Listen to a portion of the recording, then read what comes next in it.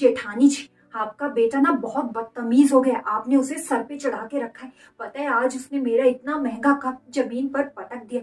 बहुत शैतान है, शैतानियां करता है। अरे बहुत ही बदतमीज है। आपने उसे अपने सर पे चढ़ा के क्यों रखा है? अरे छोटी, ये तू कैसी बातें कर रही है? बच्चा है, गलती हो गई होगी। जानबूझ के थोड़ी ना गिराया होगा उसने।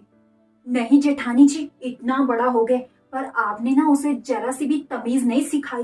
इसका छोटी, और मैं अपने बेटे के खिलाफ एक शब्द नहीं सुनूंगी। और तेरा बेटा जो आए दिन मेरा नुकसान करता रहता है, उसका क्या? आज तक मैंने तुझसे शिकायत नहीं की। और तू आज मेरे बेटे से गलती क्या हो गई? आज तो तू मेरे से झगड़ा करने आ गई।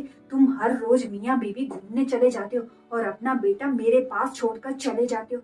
और हर दिन तेरा बेटा मेरा नुकसान करता रहता है, पर आज तक मैंने तुझसे शिकायत नहीं की। और तू, अच्छा तो मेरा बेटा आपको बोझ लगता है? इतना ही बोझ लगता है तो साफ साफ कह देती ना, बड़ी माँ होने का दावा क्यों करती है?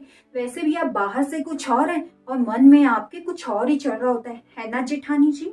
बस कर छोटी, बहुत बोल चुकी आज। मैं मन से तुम्हारे बेटे को अपना मानती हूँ। मैं अपने बेटे में और तुम्हारे बेटे में भेदभाव नहीं करती, लेकिन तुम अपने बेटे में और मेरे बेटे में बहुत भेदभाव करती हो। रहने दो जेठानी जी, अब बच्चा बदमाशी करे और मैं उसकी शिकायत भी ना करूं। अरे सोनू, आज के बाद तू इसके कमरे में गया ना तो मैं तेरी टांगे तोड़ दूंगी। इसके पास जाने की कोई जरूरत नहीं है। यही खुद को बड़ी माँ कहलवाने वाली। और वैसे भी ऐसे कह रही जैसे इनके बिना मेरा बच्चा ही नहीं पलता। आज के बाद मैं इनसे बात ही नहीं करूंगी, इनकी शक्ल भी नहीं देखूंगी। मुझे इनसे कोई मतलब नहीं, फाड़ में जाए। हाँ चल, बड़ी आई। बेटी को फोन कर लेती हूँ, बहुत दिन हो गए उसे बात किए। हेलो, क्या हुआ? सब ठीक तो है? नहीं कुछ नहीं हुआ।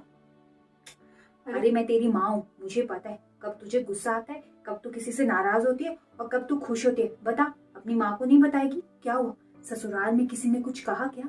अरे माँ, अब मैं आपको क्या बताऊं? पता है आज मेरा जेठानी जी के साथ झगड़ा हो गया।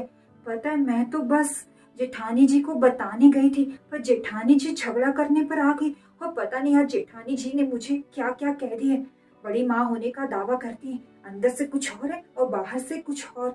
अरे उसके बेटे ने मेरा इतना महंगा कप तोड़ दिया, अब मैं शिकायत भी ना करूं? देखा माँ, इंसान बाहर से कुछ और होता है और अंदर से कुछ और होता है। हाँ, ये बात तो तुमने 100% सही कही। पर बेटी, ये बात ना तुझ पे भी लागू होती है। वो कैसे माँ? नहीं तो क्या, मैं बिल्कुल सही बोल रही हूँ। अब तुम ना नाराज मत हो जाना। तुमने ही तो कहा था कि रवि तुझसे ज्यादा तेरी जेठानी के पास रहता है, वही उसे संभालती है। तू ही तो कहती थी हमेशा कि रवि आजकल बहुत शैतान हो गए, मुझसे तो संभाला नहीं जाता, तेरी जेठानी उसे संभालती है। पर तेरी जेठानी ने आज तक तुझसे कोई शिकायत की नहीं ना?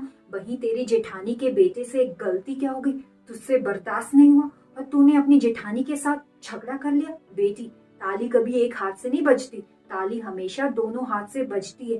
अरे जेठानी ने तुझसे एक बात क्या कह दी, तुझे इतना बुरा लग गया कि आज तक तेरी जेठानी ने जितनी भी अच्छाइयां की है तेरे लिए, तू एक पल में, एक सेकंड में भूल गई।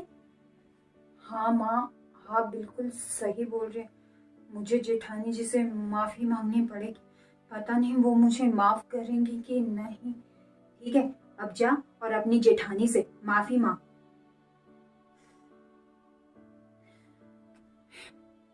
क्या हुआ देवरानी जी, और कुछ बोलना बाकी रह गया है? वो भी बोल दो आज। हाँ, कुछ कहना बाकी रह गया था। प्लीज मुझे माफ कर दो। आज के लिए, आज जो मैंने आपसे कहा वो गलती से, मुझे माफ कर दो। हाँ, सुबह तो बड़ी धौंस दिखा रही थी। अरे मुझे तो आपसे कोई मतलब नहीं, मैं तो आज के बाद आपसे बात नहीं करूंगी। अब क्या हुआ? हाँ दीदी, आप बिल्कुल सही बोल रही हैं। आज मैंने कुछ आपको ज्यादा ही कह दिया, मुझे नहीं कहना चाहिए था, इसलिए तो मैं माफी मांगने आई हूँ। वैसे भी दीदी, अगर छोटों से गलती हो जाए तो बड़ों को माफ कर देना चाहिए, है ना? हर वैसे भी एक दिन के झगड़े से सालों का रिश्ता तो नहीं मिटता ना। अब ना गुस्सा थोड़ा शांत कर ले। मैं ना चाय बनाती हूँ, दोनों बैठ के चाय पीते हैं, देवरानी जेठानी। हाँ चाय पीते हैं, पर मैं बनाती हूँ आपके लिए।